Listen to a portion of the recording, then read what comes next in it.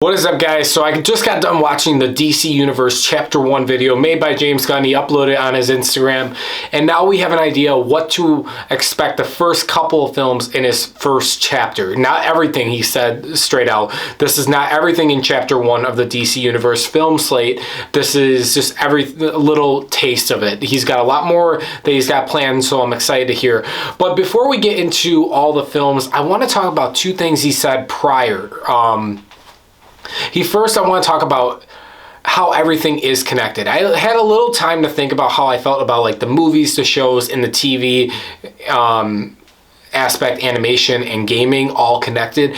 And with the shows and the movies and the animation even, I'm okay with. The gaming is kind of something for me that I'm a little iffy on to this day. I think it's cool. It's a cool idea, but it's like, I want some care. Like if everything was connected, we would never got the Arkham franchise. If everything was connected, we would have never got something else. But this does give us opportunities to explore more of the lore.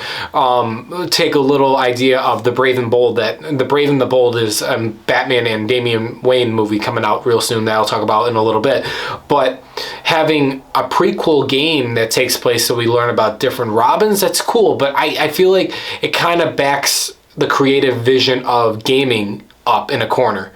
Unless they're still going to do Elseworld style games as well, I'm down for that. But that's my one first negative. My second negative, guys, it really does bother me with this statement. And if you guys let me know in the comments below, maybe you guys interpret it differently. But James talks about the Peacemaker group making an appearance in the Waller TV show, which I'll talk about in a minute, which is also played by or voiced by Viola Davis. While also he talks about Zachary Levi Shazam, how that's mainly been separate from the main DC universe, and they're going to bring that right over. Now, they didn't really say much about the Flash, but all they said is the Flash film resets the old DC universe, and it gave me an idea of Ezra may actually end up returning as the Flash. And he kind of talked a little briefly about Aquaman 2, but either way, the way he said these upcoming films is that he basically said that Shazam, in a way, Zachary Levi's been on his own, so it's not that hard to transition into him being in the new universe. And talking about the Peacemaker group being in the Waller show, it bothers me and rubs me the wrong way. And the reason why is I don't like that. And I said this before, is like, okay, you're going to get rid of Cavill, you're going to reboot the DC universe, Zachary Levi Shazam's got to go. The Peacemaker group, what the fuck? Waller, even though I love John Cena as Peacemaker, I'm not a big fan of the show, guys, but and I love Viola Davis as Amanda Waller, and I enjoyed Ezra as Flash. What are you doing? That's not fair. That's not...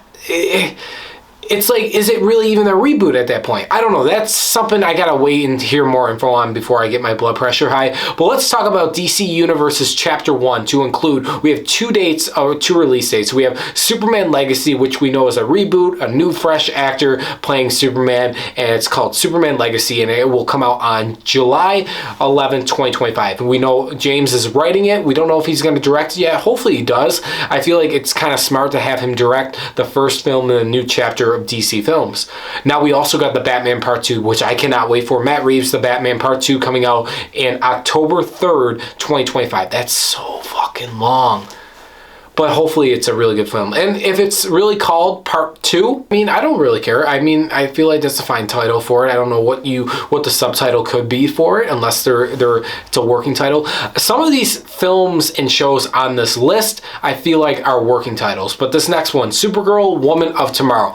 I would have had a big issue if they made Supergirl and not Superman. But since they're doing Superman and Supergirl, I have no issue with it. I'm a little excited to see what they want to do with her character. And we finally see a better Supergirl on screen with a better CGI budget than what we got in that shitty show CW series.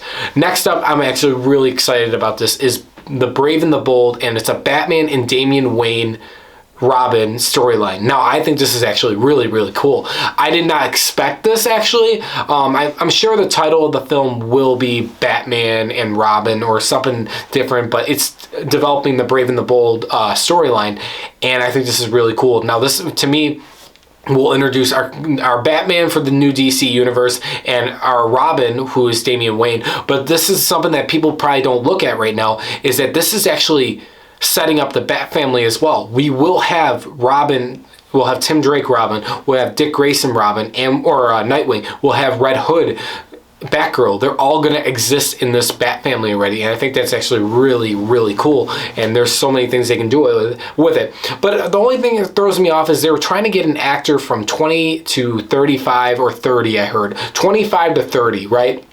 And this Batman will have his kid already, so I don't know who you're going to cast. Jake Gyllenhaal, fingers crossed. But besides that, we have a show coming out on HBO Max that's called Paradise Lost Wonder Woman. Now, we're going to see a lot of information about Themyscira in this DC universe. Most likely we're going to get a new actress as Wonder Woman, I'm assuming. He didn't really speak on that yet, but we'll see how heavily they're going to be on this show, if it's going to really be more about the Themyscira or it's going to be more centric around Wonder Woman. I'm imagining just Themyscira. Next up is Booster Gold. I'm actually really excited about this. This is a character that's a wild card character, and I feel like it's going to be a really cool show. Next up, we also have Swamp Thing, which is going to be a horror film, and I think that's awesome. I really do. Now, there's two things that are coming up that I'm going to talk about that I'm not really sure on. Creature Commandos will feature the Peacemaker Squad, but I'm not familiar with it, guys. If you know anything about Creature Commandos, let me know below. He talked briefly about it, but I'm like, oh, okay. And the same thing for The Authority. That's a passion project. These characters I'm not really that familiar with want to do anything that they can do to save the world and make it a better place.